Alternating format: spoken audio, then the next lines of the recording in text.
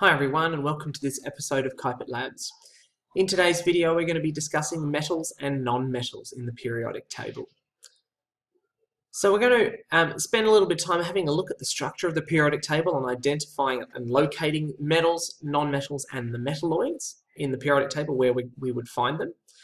And then we're going to take some time to have a look at each of these categories of elements in some detail, look at some examples and some properties of each, and see how classifying elements in this way is a useful way to collect them according to a range of different physical properties that they have. So this is a copy of the periodic table, a slightly older version than what we have now because we've discovered and named all of the elements in this kind of area just here. But what we have in this is we've color-coded each of these different categories of elements according to metals in red, non-metals in blue, and then our metalloids, the specific ones in yellow. So what you can see is that by and large we have a really kind of separate sort of structure to the periodic table. That most of the elements are metals. So about 3/4 of the elements that exist are metals, and they're the red ones. That we have, for the most part, with hydrogen as an exception, we have metals on the left and then the non-metals in this corner up in the right. And that the border, this bold line, the border between the two, right on the edges of that are where we find our metalloids. So we've got 6 of them kind of identified here. And so looking at they're kind of on the borderline between those two. Now hydrogen is over here, and it seems a bit random that you have this one little blue one all the way over here. Now hydrogen is a non-metal. Okay, it is definitely a non-metal. It's a gas at room temperature. It's got lots of properties like non-metals do. However, the reason we put it over here is that, as we see as we look into the periodic table further in your scientific career, is that the placement of the elements in this periodic table is not random. It would be nice and neat if it was just a neat kind of rectangular sort of thing, but the shape here has a physical meaning that we won't really get into just yet. But the idea is that the essential idea is that the elements are put into columns based on similarities in how they behave.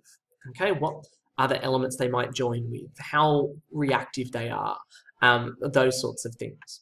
And so hydrogen has a lot of things in common with all the elements in this column over here, lithium, sodium, potassium, etc. Even though these are metals and hydrogen is a non-metal. So for the fact of its similarity, we put it over here, even though we recognize that it's actually non-metal. Okay, so we're going to now focus on each of these groups and look at them a little bit more closely. Firstly, to metals. We've got some images here of a range of different metals in different physical structures or kind of forms. And then here we've got some different labeled examples of some pure metals and some mixtures of metals we would call alloys. Now we're not really going to focus on them in terms of mixtures at the moment, but just in terms of them as pure elements.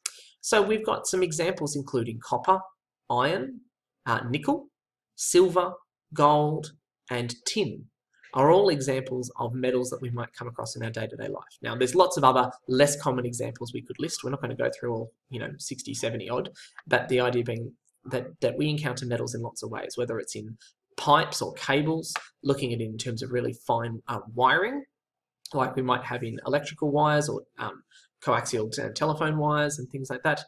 Rods like we might use for construction, embedding into concrete to reinforce it, or using for all sorts of different things. Okay, metals have a huge number of uses. Okay, zinc is another example. Okay, so some of the properties of metals that make them useful for those things. Most of them are solids at room temperature, all of them except mercury, which is a liquid. And they tend to also melt at quite high temperatures compared to non-metals. Okay, so you have to heat them up to quite a bit before they will turn into a liquid. They have, for the most part, a shiny appearance. Now, that's not no exceptions kind of thing, but for the most part, that's what you would notice about a metal. They often are silvery grey in colour, but they don't have to be. They are excellent conductors of both heat and electricity. So the technical word we would use is they are thermal. So they have high thermal conductivity and electrical conductivity. So they allow thermal energy and electricity to travel through them very easily. They are able to be hammered or shaped into sheets. So we would say malleable. Malleus is the Latin for hammer. Okay, so that we we're able to shape them into sheets like you might with an anvil. And along the same lines, we're also able to draw them into wire or ductile. So being ductile, being able to take them and change their shape to stretch them out into a really thin tube, basically, which we call a wire.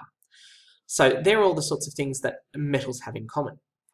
Some non-metals that we've got here, we've got carbon, phosphorus, sulfur. So carbon, we've got it in the form of charcoal and also diamond. Phosphorus and sulfur, we've got chlorine gas, and we've got bromine, which is actually a liquid. It's the other liquid at room temperature of the elements. So some of the properties of non-metals that are distinctive, they can either be solid, liquid, or gas at room temperature, but most of them are gases. But the idea is that they aren't all the same way. They tend to have a dull appearance. They don't tend to be shiny, unlike metals. They are generally poor conductors of heat or electricity. Graphite, which is a version of carbon, is the one exception there because of just the way that the atoms are connected allows electricity to flow. Okay, so we can use graphite, where we might otherwise use metals. They tend to be brittle, so rather than being able to be shaped into sheets or wires, that they tend to shatter when we try to shape them when they're solids.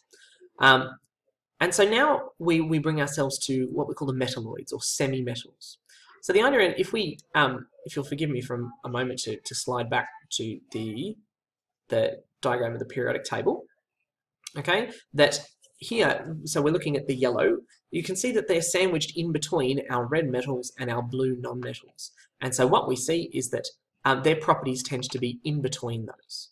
Okay, so I'm just going to scroll through. Okay, so we have ones on the borderline. We've got boron, silicon, germanium, arsenic, antimony, and tellurium as the 6 kind of examples that we focus on of being metalloids or semi-metals. So they have properties that are some properties for both metals and non-metals. So they are solids at room temperature, just like metals tend to be. Some can be shiny, whereas others are dull. Okay, so it's not the different metalloids tend to have different combinations of metallic and non-metallic properties. They tend to be more brittle than metals, but less so than non-metals. So they're kind of in between, and they can somewhat conduct heat and electricity. So we would call them semiconductors because they can and they can't. So silicon, for example, is vitally important as a semiconductor in circuit boards and what's making your iPad and your computer and your phone function. It's vitally important. But this conductivity depends on the temperature. So semiconductors like silicon tend to conduct at high temperature, but not at low temperature, which gives us some usefulness in terms of being able to actually control how that electrical conductivity works. So metalloids tend to be in this kind of middle ground between those two groups. Okay, so we located where metals, non-metals, and metalloids or semi-metals are on the periodic table and seeing how they tend to cluster together.